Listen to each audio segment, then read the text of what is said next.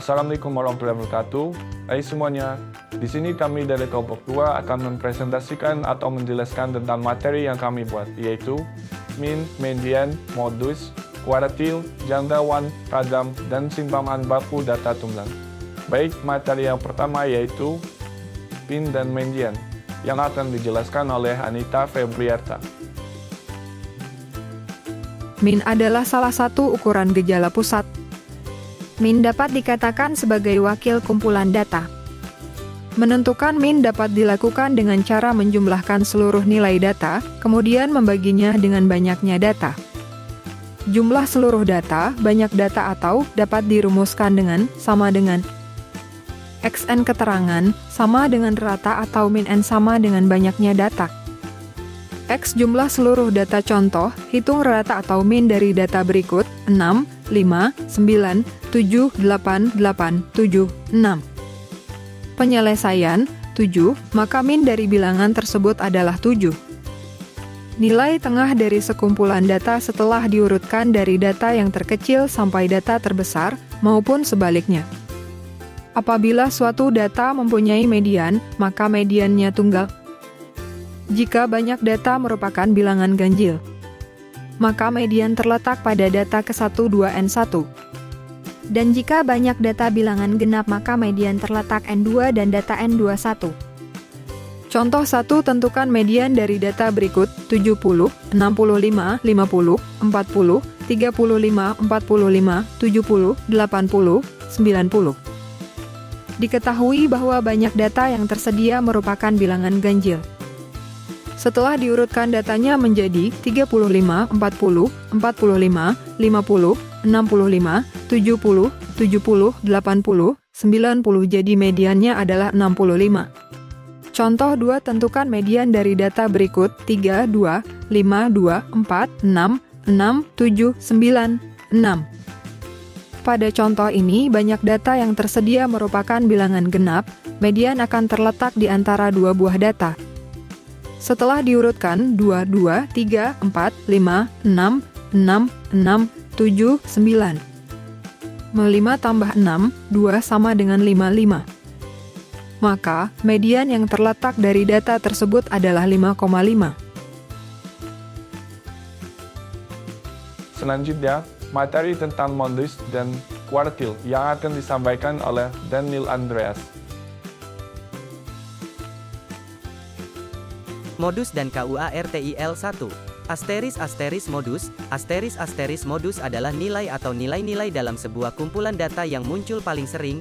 Dalam beberapa kasus, sebuah dataset dapat memiliki lebih dari satu modus, bimodal atau multimodal. Jika ada dua atau lebih nilai dengan frekuensi yang sama yang paling sering muncul, modus sering digunakan dalam konteks data kategori atau data diskrit seperti jenis kelamin, warna, atau kategori lainnya. 2. Kuartil. Kuartil adalah titik-titik yang membagi sebuah kumpulan data menjadi 4 bagian sama, 25% setiap bagian. Ketika data diurutkan secara ascending, dari nilai terendah ke tertinggi, terdapat 3 kuartil yang penting dalam statistika. Kuartil pertama, Q1. Ini adalah nilai yang membagi 25% data terendah. Q1 adalah data ke N+1, 4, di mana N adalah jumlah data. Kuartil kedua, Q2. Ini adalah nilai tengah atau median dari data. Q2 membagi data menjadi 2 bagian, dengan setengahnya di atas dan setengahnya di bawah nilai ini. Q2 adalah data ke N+1, 2. Kuartil ketiga, Q3. Ini adalah nilai yang membagi 25% data tertinggi. Q3 adalah data ketiga, N+1, 4. Kuartil membantu dalam memahami sebaran data, dan mereka sering digunakan dalam box plot, grafik kotak, untuk memvisualisasikan distribusi data dan mengidentifikasi pencilan, outlier. Contoh penggunaan kuartil, misalkan kita memiliki data berikut, 7, 1, 3, 6, 8, 9, 2, 4, 5, 1. Kuartil pertama, Q1. Urutkan data terlebih dahulu, 1, 2, 3, 4, 5, 6, 7, 8, 9. Q1 adalah data ke 9 plus 1, 4 sama dengan data kedua. Jadi, Q1 adalah 2.2. Kuartil kedua, Q2. Q2 adalah median dari data tersebut. Dalam hal ini, Q2 adalah data ke 9 plus 1, 2 sama dengan data kelima. Jadi, Q2 adalah 5.3. Kuartil ketiga, Q3. Q3 adalah data ketiga, 9 plus 1, 4 sama dengan data ketujuh. Jadi, Q3 adalah 7. Baik, materi selanjutnya yaitu tentang jangkauan dan ragam yang akan disampaikan oleh saya sendiri. Jangkauan. Pengertian jangkauan ialah selisih antara data terbesar dengan data terkecil. Lambang jangkauan sendiri dapat berupa huruf R. Berikut jenis jangkauan atau range yaitu meliputi jangkauan data. Jenis materi statistika ukuran penyebaran data yang pertama dapat berupa jangkauan data. Di bawah ini terdapat rumus jangkauan data yaitu sebagai berikut. R sama dengan Xmax min Xmin. Keterangan, R jangkauan, Xmax data paling besar, Xmin data paling kecil. Contoh soal jangkauan data yaitu sebagai berikut. Hitunglah jangkauan dari data 4, 5, 8, 6, 7, 4, 5, 8, 9, 6, 6, 3, 4, 8, 7, 9, 6. Pembahasan. Contoh soal ukuran penyebaran data ini dapat diselesaikan menggunakan rumus jangkauan data seperti di bawah ini. R, Xmax min Xmin. 9 dikurang 3 sama dengan 6. Ragam. Pengertian ragam ialah nilai dalam kelompok data yang digunakan untuk mengetahui besarnya penyebaran data. Ragam ini dapat dibagi menjadi beberapa jenis yaitu ragam data tunggal dan ragam data kelompok. Berikut penjelasan selengkapnya. Ragam data tunggal, jenis ragam dalam materi ukuran penyebaran data yang pertama ialah variasi dan tunggal. Di bawah ini terdapat rumus variasi data tunggal yaitu sebagai berikut.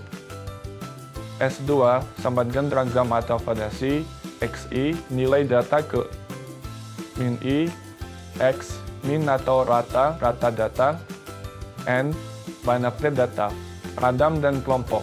Jenis ragam dalam materi matematika ukuran penyebaran data selanjutnya ialah variasi data kelompok. Di bawah ini terdapat rumus variasi dalam kelompok yaitu sebagai berikut. SR simpangan rata-rata, N banyak data, XI nilai data ke I, X nilai rata-rata, FI frekuensi data ke I. Lalu materi terakhir yaitu simpangan buku data tunggal yang akan disampaikan oleh Heri Alianto. Simpangan baku dalam kurung standard deviation adalah ukuran sebaran atau variasi data tunggal yang digunakan dalam statistika. Ini memberikan informasi tentang sejauh mana data tersebar dari nilai rata-ratanya. Semakin tinggi simpangan baku, semakin besar variasi dalam data tersebut. Berikut adalah beberapa statistika yang relevan terkait dengan simpangan baku dalam data tunggal. 1.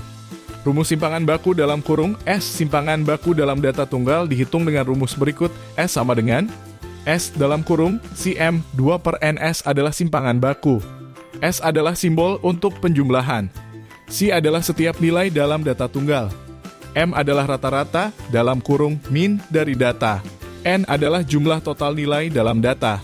2. Penggunaan simpangan baku digunakan untuk mengukur sebaran atau variasi data. Semakin tinggi simpangan baku, semakin besar variasi data tersebut. Ini membantu dalam memahami sejauh mana nilai-nilai dalam data berbeda dari rata-rata dan apakah ada outlier dalam kurung nilai yang sangat jauh dari rata-rata. Simpangan baku digunakan dalam statistik deskriptif untuk memberikan gambaran tentang sebaran data. 3. Interpretasi simpangan baku jika simpangan baku kecil. Ini menunjukkan bahwa sebagian besar nilai data cenderung mendekati rata-rata. Jika simpangan baku besar, ini menunjukkan bahwa nilai data lebih tersebar dan memiliki variasi yang lebih besar dari rata-rata. 4. Hubungan dengan varians, simpangan baku adalah akar kuadrat dari varians dalam kurung S2. Varians mengukur sebaran data dengan cara yang serupa, tetapi simpangan baku memberikan nilai dalam satuan yang sama dengan data aslinya, sedangkan varians memiliki satuan yang berbeda. 5. Penggunaan dalam inferensi statistik, simpangan baku sering digunakan dalam statistik inferensial seperti dalam perhitungan interval kepercayaan dan uji hipotesis. 6. Perhitungan dengan perangkat lunak, simpangan baku dapat dihitung menggunakan perangkat lunak statistik seperti Excel, SPSS, atau Python dengan library seperti NumPy. Simpangan baku adalah alat yang penting dalam analisis statistik karena membantu kita memahami variasi dan sebaran dalam data tunggal, yang dapat memberikan wawasan penting dalam pengambilan keputusan dan pemahaman tentang fenomena yang diamati. Baik, mungkin itu saja sedikit penjelasan dari kami. Saya akhiri. Wassalamualaikum warahmatullahi wabarakatuh.